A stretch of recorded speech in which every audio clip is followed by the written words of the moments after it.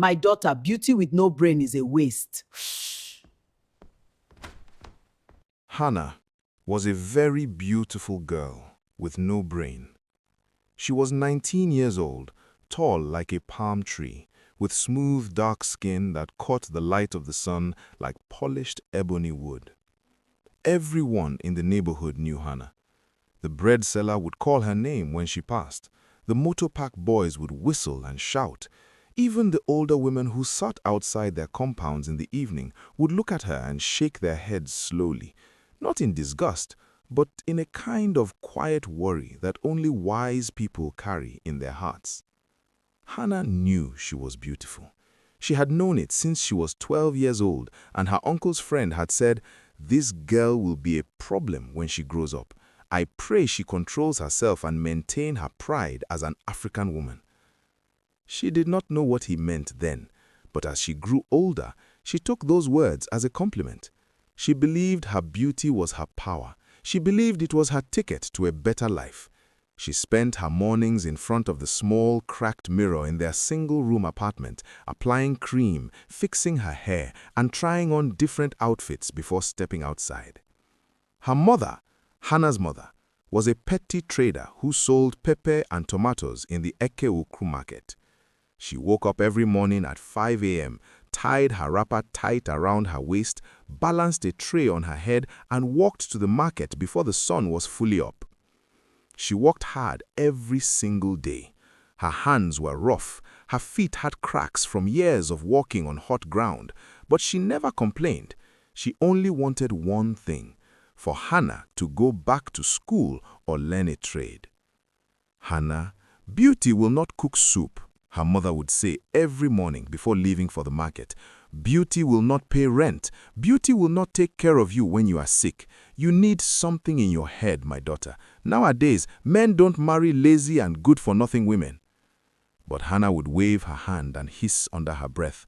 She had heard those words too many times. She did not believe them. In her mind, her face was enough. Her body was enough. She had seen other beautiful girls in Owerri get fine things from men: phones, bags, money, even trips to Abuja and Lagos. She wanted those things too. She just needed the right man to see her and fall. What Hannah did not understand, what she refused to understand, was that a door with no lock can be opened by anyone. And when anyone can enter, nobody will ever call that place their home. Hannah had one close friend from childhood. Her name was Adaze. They had grown up on the same street, fetched water from the same borehole, and attended the same primary school before life separated their paths. Adaze was not the kind of girl that men stopped to stare at. She was simple-looking, average in height, with a round face and small eyes. She always wore clean but ordinary clothes. She was not the kind of girl anyone called beautiful at first glance. But Adaze had something Hannah did not have. She had sense. She had gone to learn tailoring after secondary school. She woke up every morning, went to her madam's shop, and spent her days learning how to cut fabric, sew straight lines, and design clothes. She was saving her money little in a small brown envelope she kept under her mattress. She had dreams too, but her dreams had foundations. Adaze loved Hannah like a sister. She was the only person, apart from Hannah's mother, who dared to tell Hannah the truth without fear. They would sit together on the bench outside Hannah's compound in the evenings, watching people pass, and Adaze would talk gently. "Hannah, see that woman that just passed," Adaze said one evening, pointing at a well-dressed woman stepping out of a car.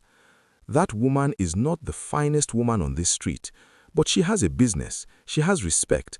Men do not play with her because she built something for herself." Hannah looked at the woman, then looked back at Adaze and said, "But she is not fine like me. I don't need to stress myself like that. When my own man comes, he will carry me." Adaze was quiet for a moment. Then she said, "Hannah, a public toilet is visited by many people every day, but nobody takes a public toilet home." Hannah laughed. She thought it was a joke. She did not know that those words were a prophecy. It was a Thursday afternoon that Emeka first saw Hannah. She was standing outside the provision store near their street, buying pure water and pressing her phone.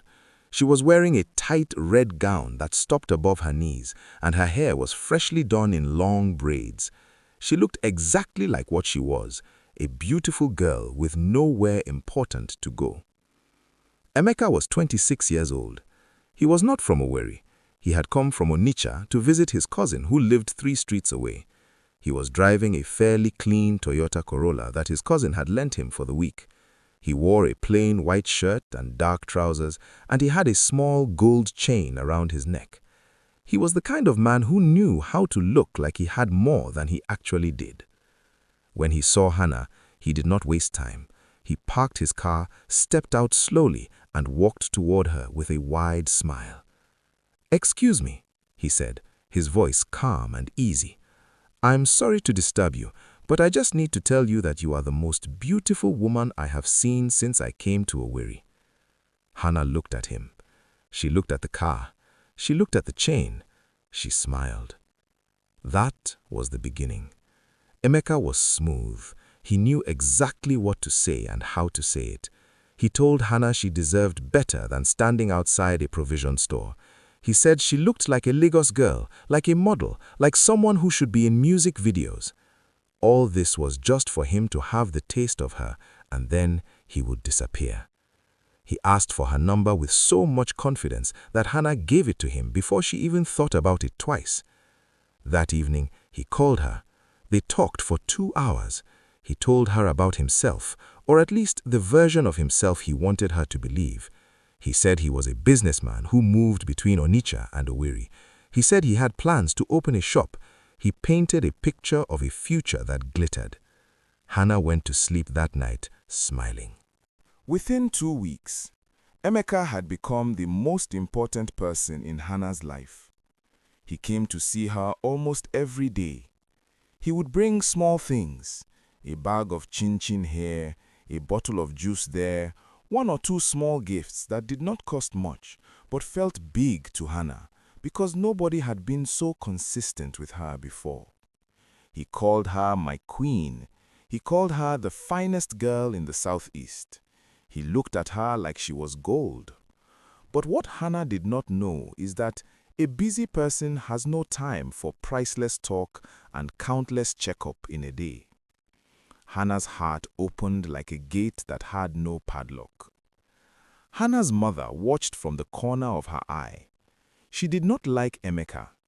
There was something about his too smooth voice and his too easy smile that made her stomach tight. One evening, she pulled Hannah aside and said, "My daughter, who is this man? Where does he work? What does he want from you?" Hannah rolled her eyes. "Mama, you always look for problem. Emeka is a good man. He likes me." "Liking is not loving," her mother snapped in firmly. "A man who truly loves a woman will come to her family. He will make his intentions known. He will not just be coming and going like he is visiting a shop." Hannah walked away from the conversation. She did not want to hear it. Adaize also tried. She visited Hannah one afternoon and found Emeka's jacket hanging on the back of the door. She asked quiet questions. Hannah told her they were in a relationship. Adaize looked at her friend carefully and said, "Has he met your mother properly? Has he told you where he lives exactly? Do you know his people?" "Adaize, not everything needs to be an investigation," Hannah said, laughing. But Adaize did not laugh. She held Hannah's hand and said, "I am your friend. I am asking because I love you. Please, find out who this man truly is before you give him everything." Hannah smiled and promised she would be careful, but she was already not careful. She had already opened the door wide. She had already let Emeka in every way. Hannah gave Emeka everything she had to give. She gave him her time. She spent her days waiting for his calls, running to meet him whenever he said to come.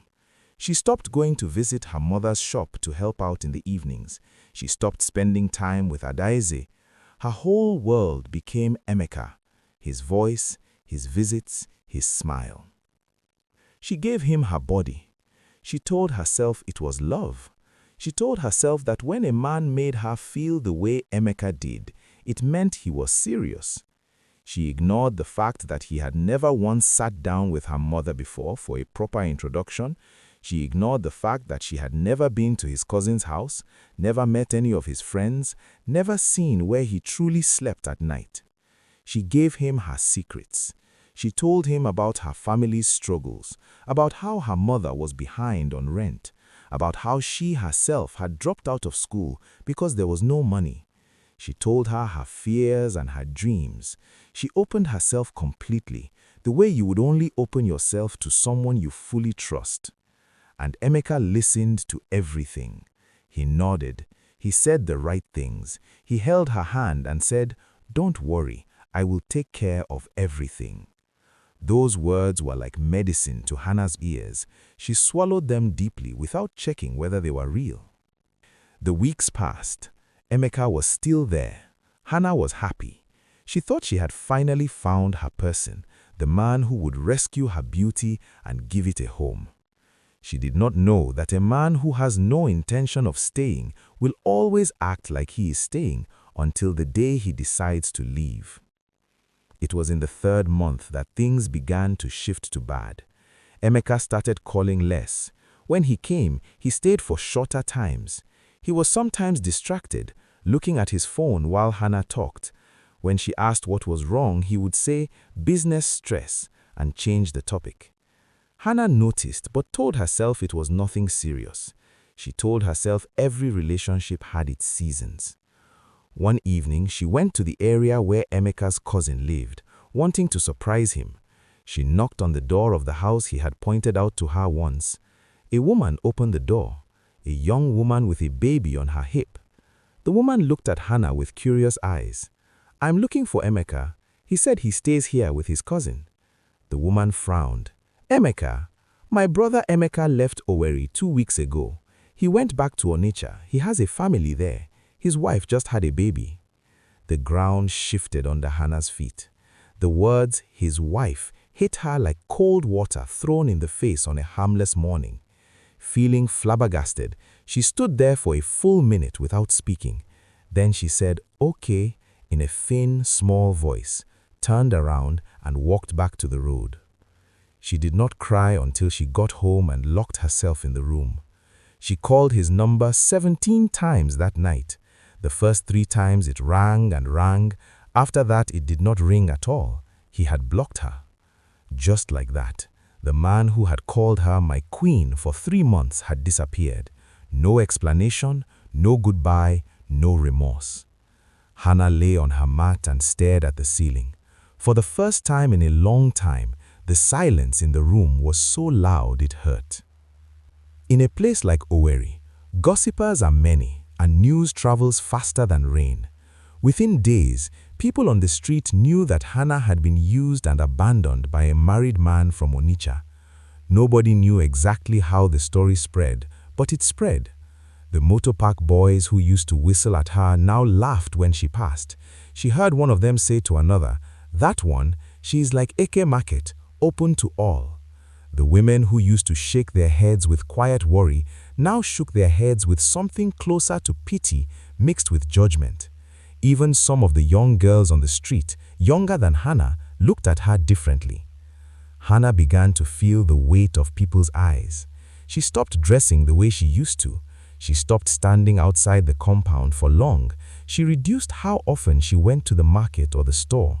She felt like the walls of the neighborhood had eyes, and they were all watching her.